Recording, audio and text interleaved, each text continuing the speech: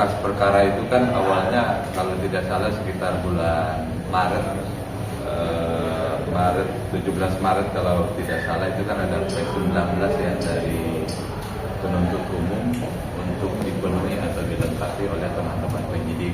Nah, sejak saat itu baru minggu lalu sekitar di tanggal 5 Mei itu dikembalikan lagi oleh penyidik kepada penuntut umum, dan selanjutnya penuntut umum ini kan melakukan penelitian kembali, mempelajari kembali apakah misalkan petunjuk atau koordinasi yang disampaikan terdahulu ini dipenuhi atau tidak. Nah, ini semenjak Senin sampai nanti 2 minggu ke depan atau 14 hari tepatnya itu penuntut umum akan menentukan sikap ya dipenuhi atau tidak terkait dengan materi yang disampaikan di berkas P19 terdahulu. Kan 17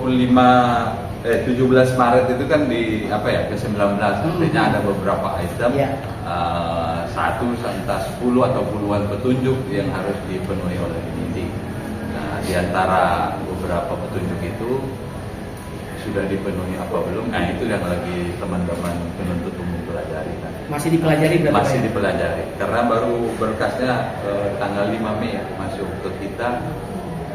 Proses administrasi ke JPU-nya bisa di tanggal 6-nya, waktu 14 hari nanti akan menentukan sikap terkait dengan itu domainnya penyidik, bukan domainnya penuntut umum. Silakanlah koordinasi dengan teman-teman penyidik ya. Jadi sejauh ini yang pasti kita tunggulah dipelajari, sudah lengkap segera kami informasikan ke teman-teman atau bisa nanti by online juga bisa kita ketahui bersama dan akan kita publish untuk selanjutnya. JPU pasti kalau sudah P21 ya pasti segera melakukan penyusunan surat dakwaan untuk dilimpahkan ke pengadilan untuk dimintakan pertanggungjawaban pidana tersangka. Tambah 14 ya, hari libur nggak kita hitung, sekarang nggak kita hitung.